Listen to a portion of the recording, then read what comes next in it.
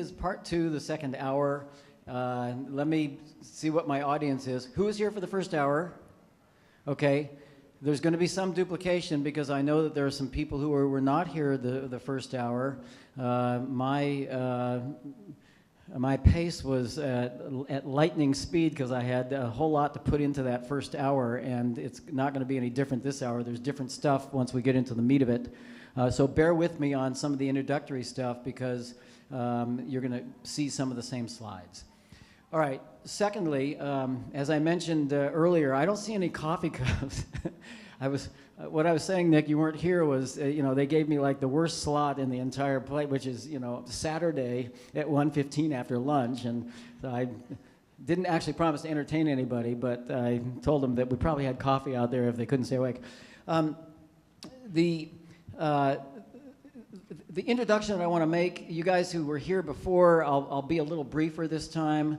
I'm a lawyer with a master's in taxation, and so I do estate planning. First got into special needs estate planning when my son was 3. That was in 1998. And special needs trusts were something that you couldn't really find any literature on at times, so I devised my own. And since then, in the last nearly 20 years, the field has grown dramatically. There's a lot of authorities out there now. Special needs trusts are driven by the Internal Revenue Code. They're complex.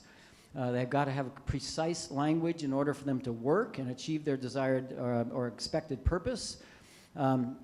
And so it's a lot easier now than it was a long time ago for anybody to talk about these things because it was kind of a new animal. And as I mentioned in the first hour, I think the reason for that, at least in part, is the explosion in the number of people with considered to have disabilities, and that is really the autism population. So as a practical matter, what we're going to see, just like in estate planning from 4 decades ago, things that were new then are no longer new, or will no longer be new, but it's going to take some time. And so I, as some of you know, have given this presentation here before, not before today, I mean not the one that we did an hour ago, but in many sessions past. There is new stuff, and so if you've heard it before, bear with me because we'll get to the new stuff and also my current thinking on some of the old stuff.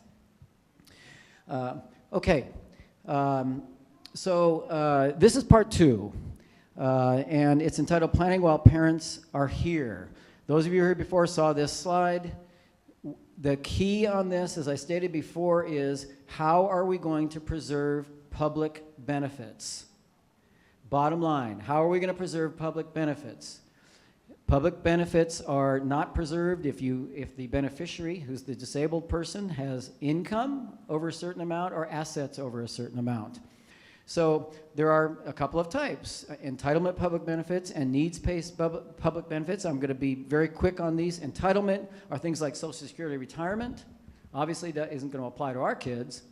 Social Security disability insurance, which will not apply to our kids because they will likely never work and then not be able to work and qualify for it. Social Security survivor benefits, those are when parents die before the children reach the age of 18. The kids get essentially a piece of the parents' Social Security. We hope that we're not going to die before any of our children reach the age of 18. So that we're not going to need that, but you don't have to qualify for it. It's an entitlement. It's guaranteed. And then finally, Medicare at age 65 is guaranteed as well. So those are not what I'm talking about. Those are available to everybody. What I'm talking about, if I can get there you go, are needs-based public benefits. Okay, SSI, that's an acronym that's very common. Essentially, SSI happens, or you become eligible for it as a person with disabilities when you attain age 18, which is the age of majority. And that is the primary source of income for the disabled community in this country. It's not, you'll see, a whole lot of money. Medicaid, which is Medi-Cal in California, is the free health insurance. It is needs-based. You can't have assets more than $2,000, and you can't have much income. If you have much income, your Medicaid check or Medi-Cal check is going to go down. Government housing assistance is often called Section 8. There are a number of programs. That's the most popular, with this decades-long waiting list in most area, where basically the government gives you money for to pay rent in housing that qualifies as Section 8 housing. Essentially, the developer or the owner gets a tax benefit by charging less than market rate for rent. That's what Section 8 is. And so you get housing at cheaper rents, because essentially the government is subsidizing the cost of that housing. But the problem is there's not enough housing and there are too many people who could qualify. And as a result, it's not a great option unless you're willing to wait decades. Okay, and finally, in-home supportive services. I asked this question in the beginning. Has anybody heard of IHSS? I'm really surprised that nobody has, or hardly anybody has. Basically, there are programs, and you need to go to your state Department of Developmental Services and ask, say, I heard this thing called IHSS, In-Home Supportive Services. Well, here's what it is. If a parent can't work because the parent needs to take care of a child, the government has a program that is administered by the states that pays the non-working spouse to care for his or her child. You guys are doing it anyway, or we are all, many in most instances, most of us, without a lot of help. And it's not great wages. It's minimum wage, which in California is 10, and which at the federal level is $7.25, but still, it's income to replace income that you otherwise would have had, or even if you didn't have income, to provide for, or to pay you for the services that you're providing. So IHSS is something that's available. Look into it. I don't know what the regs are in your state, but it's important stuff. And again, I know that some people, Eric, I thought your hand was up. Oh, here we go. Yes, sir. Just back on the Medicaid, in the last session you said that your son you got at an early age. Are we talking 18 or are we talking younger for? Yeah, thanks. So, that's the problem with having, an hour and a half's worth of stuff to fit into an hour. So here's how Medicaid works. Normally, you are an adult with very limited income. Our kids qualify for Medicaid, which is free health care from birth or from diagnosis of the disability. Our disability qualifies. And that means that if you have a child as a dependent on an insurance policy, a private policy, or one that's provided by an employer, you leave that child on, you pick up Medicaid, and you don't have to pay out-of-pocket or any out-of-pocket expense, including deductibles and copays. And I told the story earlier, for those of you who weren't here, it took me 4 years to figure that one out. I'm a lawyer, supposed to know this stuff, and I didn't know, and we had enormous expenses in our first 4 years for a variety of reasons, and it was like this extra mortgage payment I paid every single month. And finally, somebody said to me, your son is eligible for Medicaid or Medi-Cal in California. I said, how's that? I can't imagine, because it's needs-based and we make money. And they said, well, because he's got this disability and it qualifies. And so you get yourself down to your social services department locally or the equivalent of it, and you let them know that you understand that the child qualifies, and you don't take no for an answer.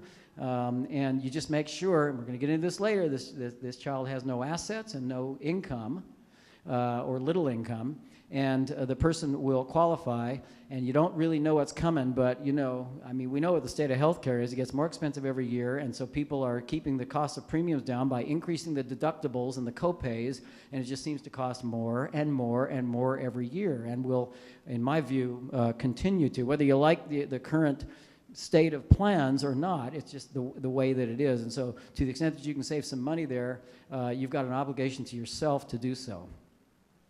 Okay, have I been hitting this? Of course I have. No, I haven't. Let me go to the next one. Sorry. Okay, SSI. This is really important. Age 18. I know a lot of kids here are not age 18, but we want to plan for this now. You'll see that later. Supplemental security income provides income for subsistence-level food, shelter, medical, and attendant care needs for adults with disabilities. The vast majority of people in this country who are disabled live on $700 a month. It's a fact. Because that's what the benefit is, and they don't have income from other sources. It is not Social Security retirement. It is not SSDI, which is for people who have become disabled after they have worked. The benefit is based upon the income of the adult child, not the parents. And the maximum benefit is $721. Income includes earnings or income from all sources, including interest income, earnings from employment, pensions, unemployment, gifts, fair rental value of shelter, and deemed income of either spouse or parents. The reason that people can't qualify until they're 18 is that they're not an adult, and so the income of the parents is what is used to determine whether the child qualifies. And so if you make any money, as we do as adults, that is transferred or considered to be deemed income of the child, and that's why you can't get SSI until you're 18, in virtually all, not all cases, but pretty much all cases. That last one, SSI for kids, is based upon the parent's income. All right, Medicaid, Medi-Cal in California. This is the universal free health plan for those with limited means. Again, once you reach age 18, it is your child's income that is used to determine whether you qualify for Medicaid assistance, except that we have the disability. And so because we have the disability that qualifies, we don't have to wait until age 18. I talked about that earlier. That's what I mean by categorically eligible. We're in a category that deems us to be eligible, or the child to be eligible, for Medicaid from birth. Financial eligibility, income and assets, we've talked about that. No parent-to-child deeming, and then transfers of property to special needs trust. So we're going to get in this. If a child has property and can't qualify for Medicaid, you can get yourself qualified by taking that property, anything over $2,000, and transfer it to a first-party special needs trust.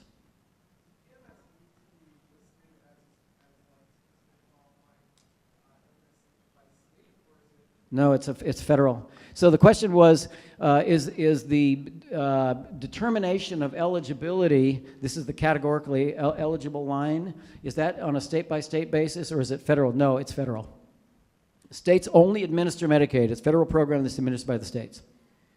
Okay, you guys have seen this before. Planning. Why do we plan? Preserve needs-based benefits, provide additional financial support beyond benefits, that's supplemental income, and assets. Preserve assets for other heirs on the death of special needs beneficiary, and then finally to coordinate the entire family's planning. So special needs trust is just one piece of an estate plan.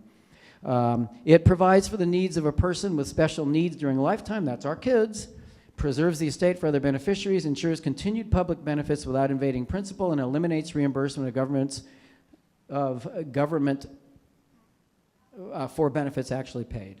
Now, I'm going to talk a lot about that in the next 20 minutes. The concept is, if you own assets, or if you have life insurance that will go to a beneficiary, or both, assets or life insurance, it is not sufficient today, particularly under our circumstances, to have a will. Wills don't work anymore. They just don't. The reason they don't work is not just because wills are probated and trusts aren't. It's because you have no flexibility in determining whether or not your special needs child is going to be able to continue receiving public benefits that we are all entitled to under the law. Some people say, well, why is there such a grab for public benefits? Because they're available. I mean, why not? The answer is why not? Why? It doesn't matter what your income is, large or small. If there's a program that's available and it's funded by the government and you qualify, you should get it, because not only will your child benefit, but you will as well, and your other kids will as well. Okay. First party SNT is established during the lifetime of the person with disabilities. Okay, this is familiar territory for people because I spent some time on it. For those of you who are new, there's these two types.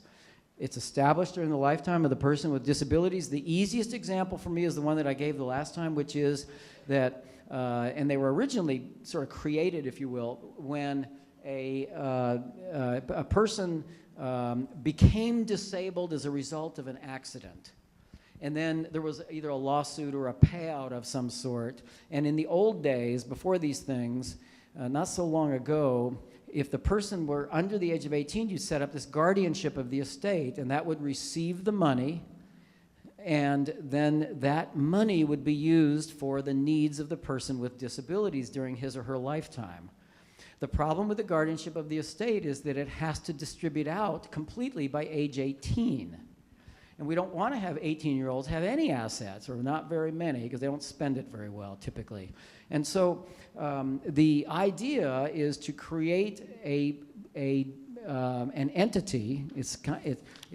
I liken it to a corporation because it's a fiction, but it's a trust, which is nothing more than a document, a vehicle into which money will go. And so in the case of a first-party SNT, the money, the settlement, if you will, when these things first came about, would go into this trust that would then be used for the benefit of the person with disabilities to supplement and not supplant government benefits, okay? And that typically would be Medicaid and SSI. That would be universal for all of us. And so what happens is it's not under the ownership and control of the person who's got who's the benefit of the money. It's administered by somebody who is a trustee and used to pay for care and housing and food and virtually anything that relates to the needs of the person with disabilities. So it's a lifetime. It's a lifetime entity that is set up that protects the public benefits by not deeming those assets to be included as part of the disabled person's estate. They're not part of anybody's estate. Well, that's not entirely true, because in the end, when the beneficiary dies, the estate is subject to taxation. But unless that asset is a little over $5 million, which is pretty rare, even though, you know, you look at the news and you think everybody's worth $5 million, and I don't know, in my practice, hardly anybody is. So the point is that upon death, that would be distributed to other beneficiaries, such as siblings. The first-party S&T differs from a third-party S&T because the third-party S&T is one that is created inside of the estate plan itself. So you set up a trust instead of a will, and the trust says, okay, here are my assets. I want them to go to child 1 and child 2 and child 3. In my example right now, equal percentages. And gee, for child 1 and 2, if they're under the age of 25, I don't really want to have them have all those assets, so the trust can defer distribution, can be available for their needs, defer distribution until the age of 25, and then it distributes out. And that's just an example. You can have any age or any event that is going to trigger the distribution of principal. So what do you do with your third child with disabilities, in my hypothetical? Well, you don't want to give that child anything because, one, the child can't manage it, and a conservatorship of the estate would have to be set up. I'm going to talk about those in a second. And two, it's going to disqualify the child, if it's in excess of $2,000, from receiving public benefits. So one might say, well, gee, that's not really public benefits, are not very much. Well, Medicaid could be a lot, because we don't know what our medical expenses are going to be over our lifetime, that's for sure.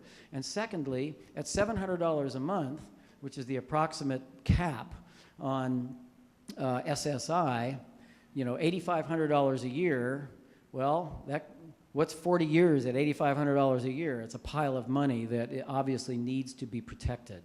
And so the idea is that you take these assets, you put it into something that's separate from the child, so that the child is not going to be deemed to own them or have owned them when qualifying for or continuing to qualify for public benefits. That's the concept of these trusts. It's just a subset or part of very typical estate planning for families in this country. Okay, First party SNT. I don't know why my wife put that picture up. I'm obviously reading something while I'm driving. That was not something that is legal in California, probably nowhere else either. All right, I've talked about the purpose of a first party SNT, and that is that this is, remember, established during the lifetime of the beneficiary. This is the example I gave where maybe you had, or they originally started out when there was an accident that created the disability, and that perhaps there was a settlement, so there's a pot of money and you wanted to do something with it and still protect benefits. Recipient has to be under the age of 65. The amount of assets received warrants a first party SNT. What that really means is that the assets need to be big enough to justify the cost of administering it. Because a trust is like a corporation. It files a separate tax return. There needs to be an accounting to the beneficiaries. And in some instances, the trustee wants to be paid. And if it's a family member, that's often not the case. But there is work to be done, like managing assets. So what are the alternatives to first-party SNTs? Well, again, trust, it's a concept. And so instead of worrying about the details of what should be included in it, think of it as something that somebody creates to receive assets. And so, for example, a grandparent may want to make a gift of an asset to a grandchild who has disabilities. And the grandparent doesn't want to give the money to the grandchild because the grandchild will be disqualified from receiving Medicaid. And so the grandparent says, well, what do I do? Do I give it to my child who will then give it to the grandchild? No, you don't have to do that at all. You set up one of these. You can add to it every year. We've got a gift exclusion of $14,000 a year. And you create an account. I've had many grandparents say to me, I want to provide for my child with disabilities. I don't know really how to do it. This is a way to do it. You give it to a trust that's managed typically by the parent, supplements the income that is received either through Medicaid or SSI, used for the benefit of the beneficiary with disabilities, and is not included as part of that person's estate for qualification purposes. But there are alternatives. And the one that's just come into being, 2014, late 2014, Congress passed an act, and it's called the ABLE Act, which is Achieving a Better Life Experience Act. Essentially what it is, it says, okay, we've got this code section, the Internal Revenue Code, it's 529A. You can set up an education account for children for college, right? And you put after-tax dollars into it, and you watch it grow, we hope, and then years later, you pull it out for tuition and room and board and books and so on, and it's not subject to any taxation. And so that's a preferred account because obviously the account grows tax-free, and the distributions are tax-free. So somebody came out with a bright idea that we ought to do that for the disabled community as well. And so an act was created that is authorizes states to set these things up. Florida, I believe, was the first. I'm told it was the first, and there are hardly any. And essentially what it is that if you want to put or have an account for the benefit of your child or a grandchild or anyone, you can set one up by putting after-tax dollars into an account. You go to Dean Witter or Merrill Lynch or one of the financial institutions or one of the life insurance companies that does brokerage, that has a brokerage activity, and you say you want to set up a 529A ABLE account, and you can put in up to $14,000 a year. Maximum value of the account can be $102,000 before the child is disqualified. It will grow. Once it gets up to 122, you got to start taking it out, but you can take it out earlier, tax-free, without having to be used for the care of your child, and you don't have to incur the expense of a special needs trust. It's just like a special needs trust, or almost like it, except that it's a low-cost alternative, and maybe there's a brokerage fee for buying securities, or maybe there's a brokerage fee for managing, but it's not really going to be very much.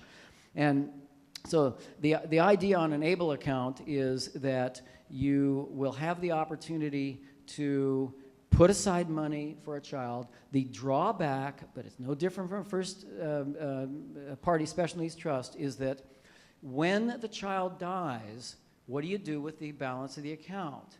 The first thing that happens is that the state gets repaid for Medicaid assistance if the child needs Medicaid assistance. So if there's health care expenses, the state can go back and take whatever is in the balance of the account. The same is true with a first-party special needs trust. So the drawback is that there may not be any money at the end once the state comes in and takes whatever it is it has expended for the benefit of your child.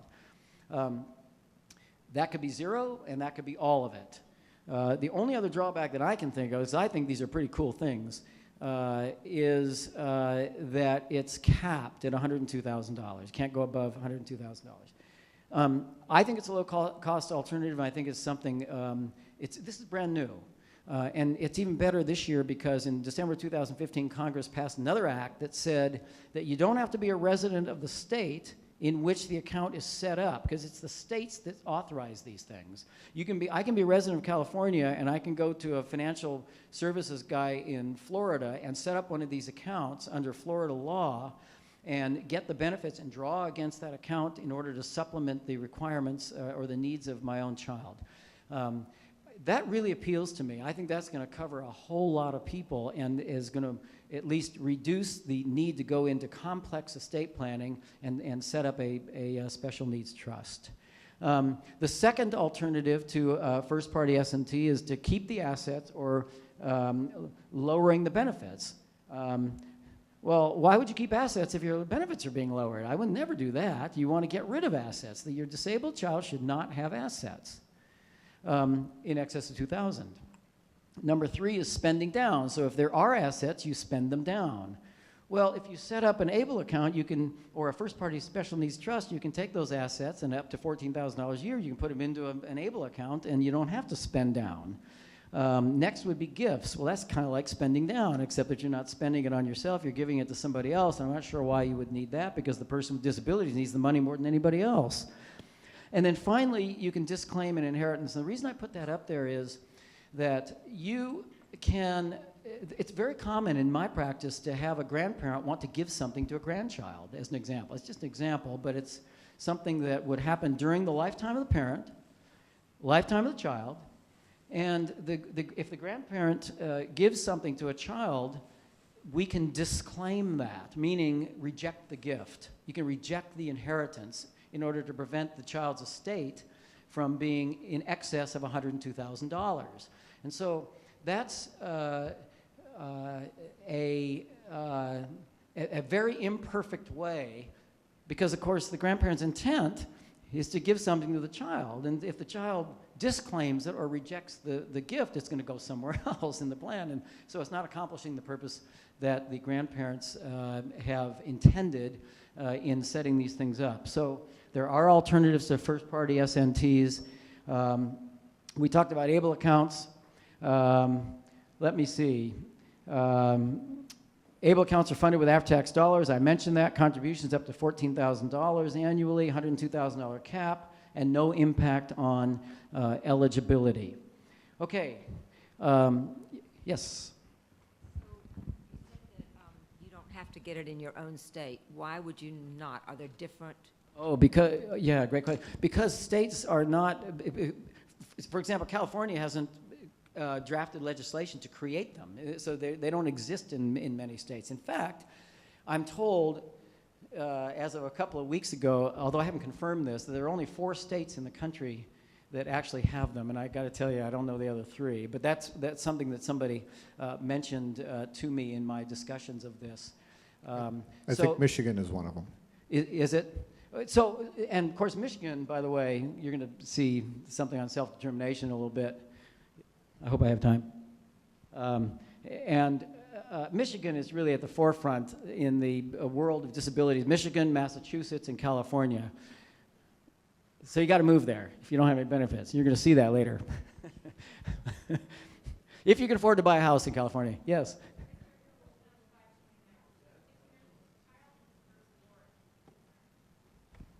If your child, when they were first born, you set up a 529 and you still have a 529 going, can you switch your 529 that was set up for college to be moved to a 529 ABLE account? I think that's an excellent question because that was asked of me, and I don't know the answer to that, but I'm told, go ahead. I'm told the answer is yes. You can. Okay, we've got two that are saying yes. What was put to me was that this person had heard of legislation that was coming that will allow for a transfer. And I said, well, that's beyond the scope of my knowledge. This is all new, and I don't know the answer to that.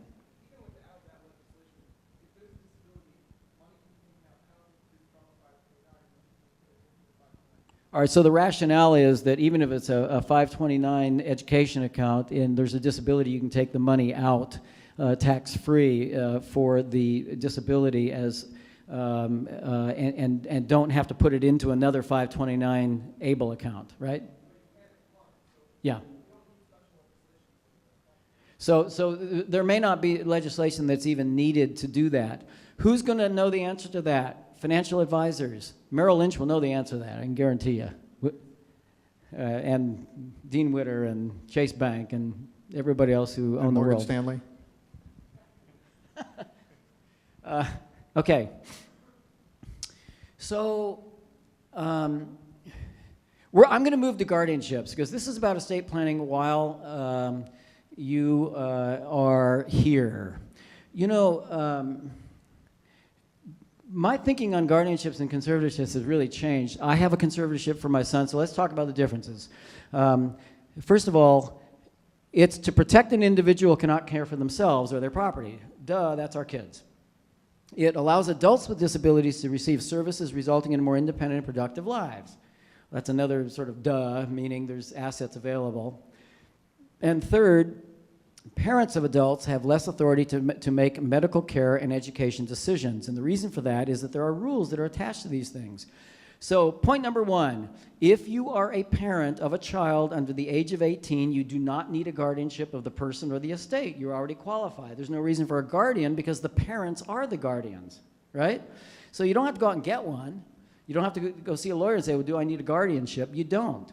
A guardianship comes into play if both parents are not here and there's somebody else who needs to make decisions, either personal decisions, including health care, or financial decisions on behalf of or for the child. And so under the age of 18, we don't really worry about taking away the child's civil rights because the child really doesn't have any. I mean, a child has certain basic constitutional rights, but the civil rights that we enjoy as adults are not available to children. For example, they can't contract until they don't have the legal capacity to contract or to enter into contracts. So then what happens is that a child ages up. Well, I'm ahead of myself. Guardianship of the person manages the personal care of the person who cannot provide for health, medical care, food, clothing, or shelter and decides where that person will live.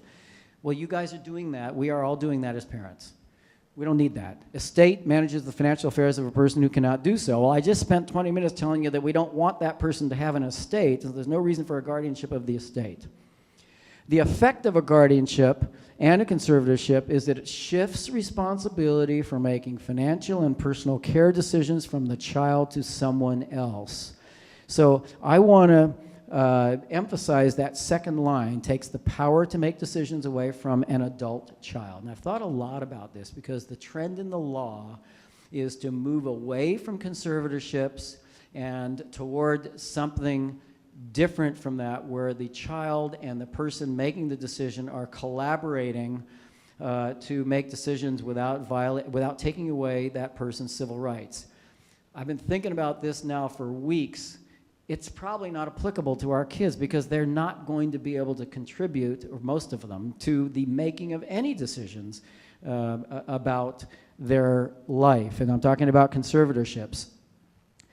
Remember, the difference between a guardianship and a conservatorship is age. Guardianship is for under 18, conservatorship is for over 18. Two types, personal and financial.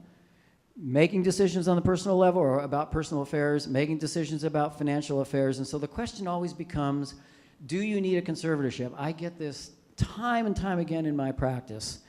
I've set up a conservatorship for my son and am his conservator. I'm the person who makes the decisions. He's the conservatee.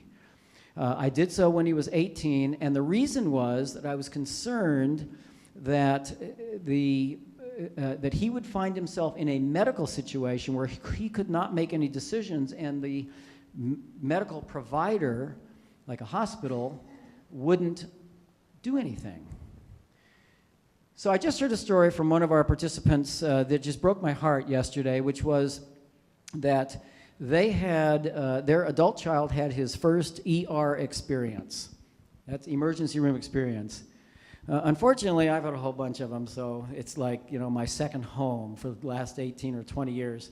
But this was a first experience, and the child was taken away in an ambulance, and the mom went with the child, and they get to the hospital, and they took the child into a treatment room and didn't allow mom in. Can you imagine leaving your child to go into a treatment room in a hospital, in an ER? Well, not even a doctor's office. That is so extraordinary. Well, the long and short of it, and I don't know all of the details, is that they misdiagnosed the child, this PMS child, and came to the conclusion that the child was abusing drugs, and that was accounting for the behavior of the child.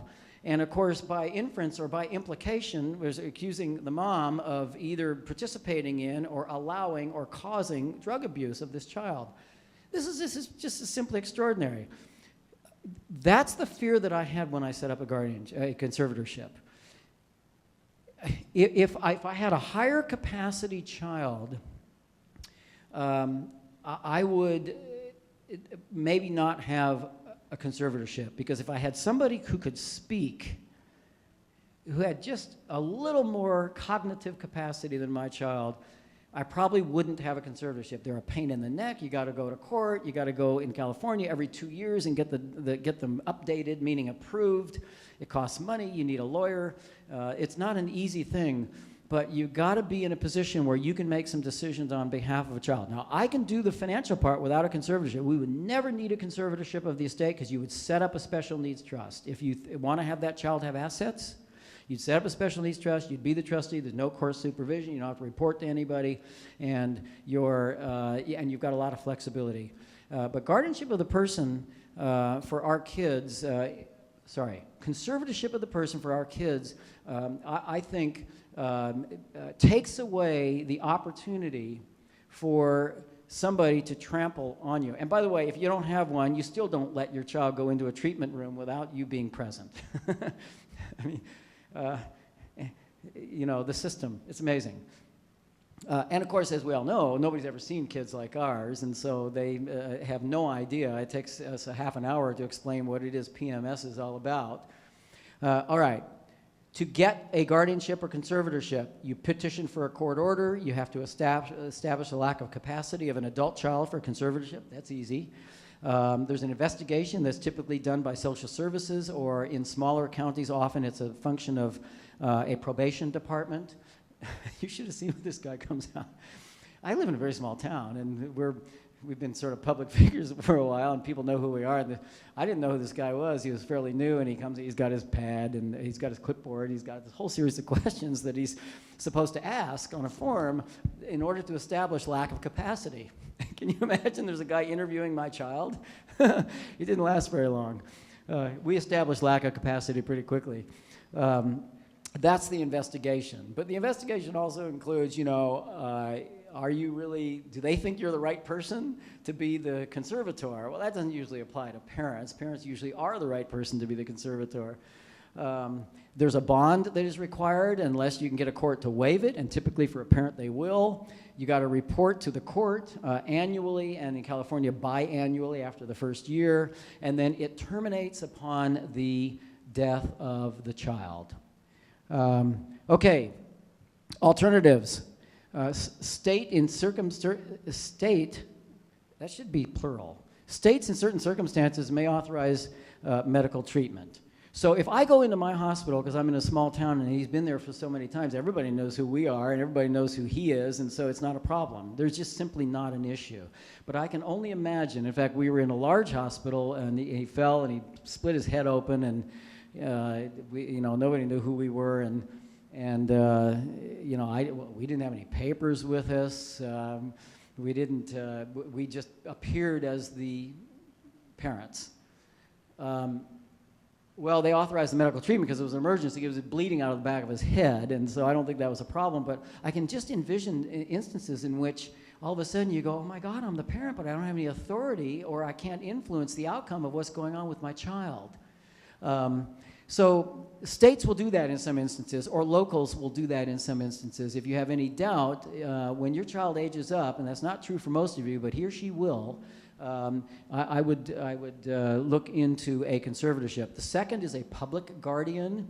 Those are awful. Public guardians happen when there isn't anybody qualified to be the guardian or the conservator. We have child protective services and adult protective services, and often those entities want to appoint a public guardian because we don't have a fit parent or other responsible person to be the guardian or a conservator of a child or an adult child.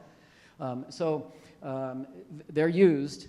Well, if you have your own conservatorship, you don't worry about a public guardian. You know who's going to be the conservator, and if it's not you, you're going to nominate somebody in 6 minutes. Oh, my video. Okay.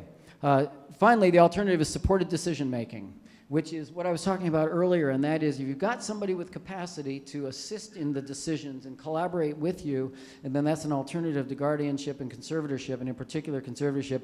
I don't think that applies to us. I'm going to skip over housing because I've already talked about it in this last session. Available housing options for people. This is not the real life. This is just the things that are legally available. Now I want to get to self-determination. Who's heard of the word self-determination? Anybody? Who's heard of the phrase self-directed services? That's an alternative that's similar to self-determination. We don't like self-directed services very much in California. We like self-determination. And in California, we have a self-determination pilot project that's been in existence for 16 years, 150 families in the state. We happen to be one of them. We got lucky.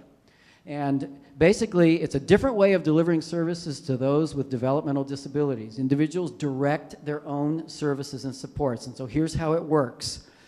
You get money at the beginning of the month for what you need to spend on your child that relates to the things that he or she needs in order to, that are available in order to live.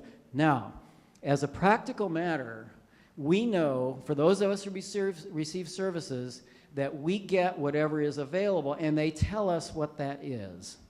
And in many states, there's nothing. And in California, there's a lot. But you have to fit inside of a box.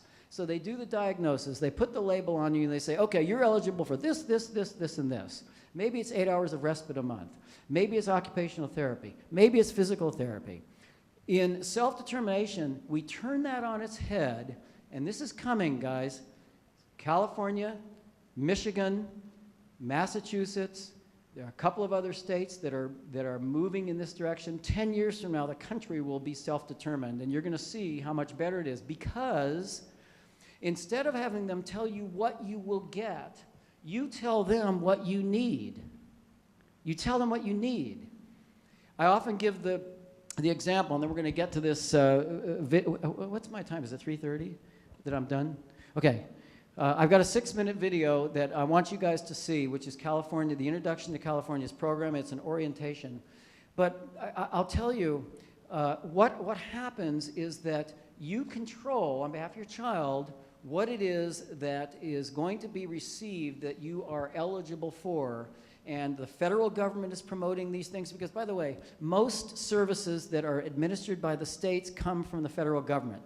Federal government funds these things. California is an entitlement state, and only 40% of the budget is funded by the federal government.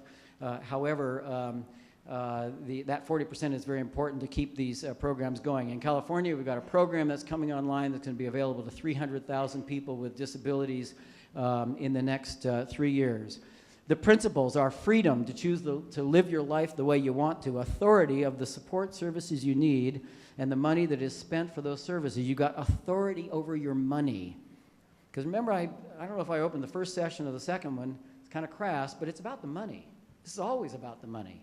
Without the money, you can't get what you need. Support to reach your goals and responsibility to give back to your community. So, California experience, we're at the forefront, and Cheryl and I are really seriously at the forefront because we've been doing it for 16 years. And I'm going to have you take a look at a video that is, it's on YouTube, and it's something that's put out by the Department of Developmental Services as an introduction to self-determination.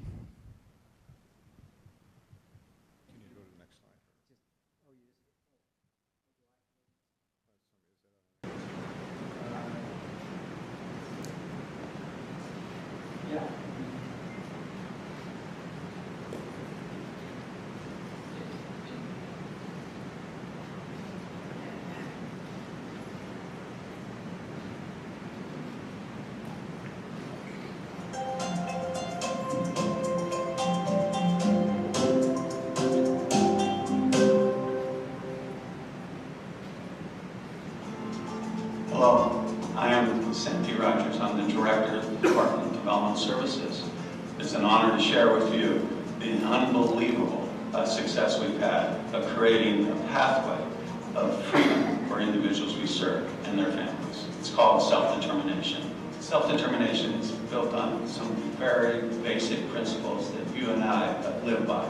The opportunity to make choices of where you live and with whom you're going to live. It's personal freedom, and that personal freedom is best exhibited when you're in your own place.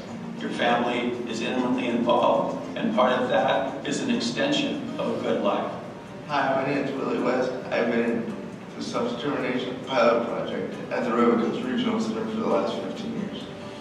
When I entered the pilot, I was 18 years old, and it was a lottery system. And I didn't know if I was going to be part of it or not, and I didn't even know what it was going to be, but I was all for it. I was all for a change. The self-determination program has changed my life a lot. It helped me grow as a human being. I can live independently, and I get an awesome job at the Roboco's Regional Center. I'm part of society, and it just feels wonderful. The service that I've been the most beneficial is community living. I have a caregiving company that comes in the morning to help me get up out of bed. I have transportation, and I have advocacy. We have a child with a very, very rare chromosome condition. And I think the fact that we have the options and the choices, it's hard, but it's not as hard. I don't know how we would do it without self-determination. I honestly don't. It has been that good for our family and for our child. We have an 8-year-old son named Oscar Antonio who's been diagnosed with Down syndrome. It did take some time for us to understand what were the options, what was the help, and the regional center was where we first walked in, and they've been amazing. They've helped us tremendously. Self-determination will give us flexibility, and we fully expect we'll have the lifestyle that he merits and deserves.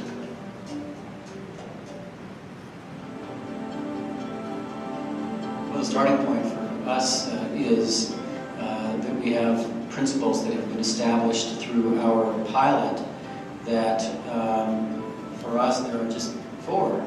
Freedom, that's freedom of choice. Authority over the services and products that we choose to have. Support from the regional center because it is responsible for providing things that may be helpful to our child to promote his cognitive development as well as physical health, safety, and quality of life. And then 4th, and importantly, is responsibility. Responsibility is really accountability for the funds that we receive to expend on services and products. My name is Maria Marquez, and I was the first person in the state of California to have my budget signed under the Self-Determination Pilot Project. Each participant under the Self-Determination will have their own individual budget. And when and that budget is for the whole year, where they get to pick and choose their services and pull out of their budget. Like my budget, what I used it was to get a computer so that I can get a good job. Your budget is based on your plan, and your plan is what your needs are for the year. And then your budget is how much money the regional center will spend on what you need for the year. You know what the funds are that you're going to receive, and then at the end of each month, you submit a report that tells you what you started with, what you expended your funds on, what was left over, how the funds have been expended, and what has actually occurred. That requires work. That's the responsibility part. Self-determination gives us the ability to really create a customized program for our son. And at the end of the day, it's not really us, it's going to be what he wants. You have more flexibility and self-determination to say, he doesn't fit in this slot, but I think we can create a new slot. With self-determination, the door is open. We can access those services and don't have to wait for a long time. We'll be able to create a self-centered plan specifically for him. You can sign up for the self-determination program by going to the informational meetings, talking to your service coordinator, and even talking to your family about it so that everybody's aware of what's going on. For anyone who's interested, the first thing that I would recommend that you do is that you let your regional center know and make sure that you attend the first orientation, which explains to parents the responsibility and all the work, because there is a lot of work, but it's also all worth it. You've heard from some of the hearts and strong feelings of both people who are going to be participating in self-determination, as well as their parents who are going to support those participants. It's a great celebration that we are experiencing. Imagine that, a good life. What are the components of a good life? It's the opportunity to make decisions for yourself. I am self-determined and I am in control. Yo estoy en control. ¿Quién no va a casi? Well, so my classmate beginner. And hardcore. So I went home and I told my parents over dinner, I'm going to move out on my own. And they go, when's that going to happen? I go, in the next 6 months. And I didn't know if that was going to be the truth or not, but that was my goal. And a year later, I moved out on my own, and my mom said that it would never work because with my disability and all the stuff I need help with. And I've been living out on my own now for 15 years.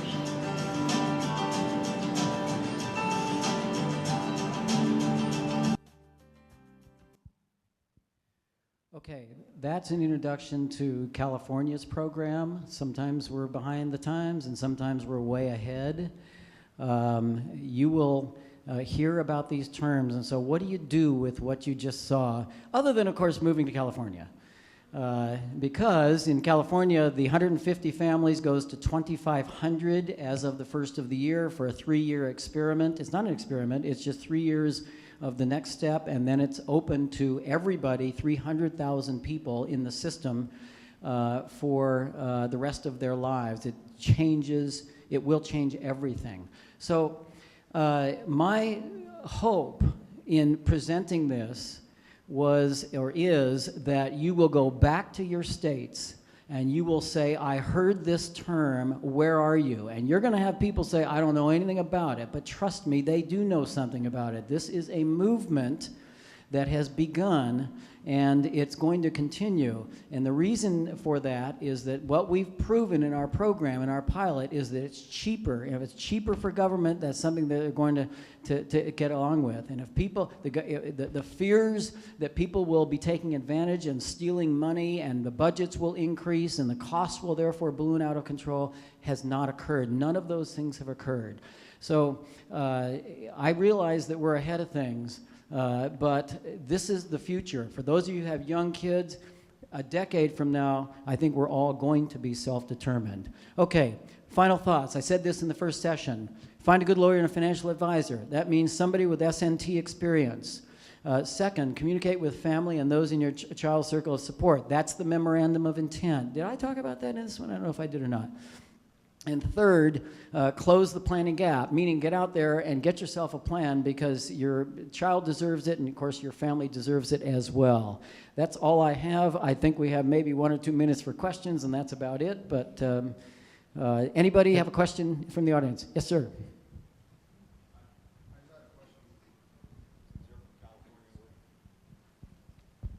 I just had a question. Since we're from California and you're familiar with the IHSS, does anyone other than the parent qualify for IHSS? Yes. So a grandmother and... Yes. Yes, sir. I have a retirement plan.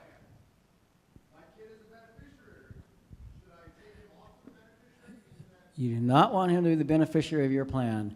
Well, here's what we do. You create an estate plan and you write to the retirement company or the administrator and you say, I want to change my beneficiary designation from my child to my trust, and then it will be distributed in accordance with the terms of the trust. You can take the whole plan and in your trust say, okay, with respect to retirement assets, I want them to all go to my special needs child and not to anybody else. Or if you only have one child, then your entire estate may go to the special needs child. You create that trust, and instead of the retirement plan doesn't go into the trust. It's administered by somebody else, but the beneficiary is the trust. That's how you work it. All right. Oh, one other question. Yes, sir. Right behind you, Eric. Regarding a third-party special needs trust, can that be used as a beneficiary of a grandparent's trust? Yes, the grandparents would set it up. Oh, no, that's not the way it would work. A third-party trust is in someone else's estate plan, either the parents or the grandparents. So, for example, the grandparents can do exactly what the parents are doing by saying, I'm going to give X dollars or X percentage to my child, and I want this little piece or big piece over here to go to my grandchild. And they would set up an SNT within the trust itself. It's not a brand new trust, it's just a piece of it, and where you're going to direct a portion of the estate into this separate trust that's got all this very complex language to keep it out of the clutches of the government. Rick has been extremely helpful over the years with other PMS families, so if you have any questions, you can write him, call him, or email him, and he'll be happy to guide you through any questions you have.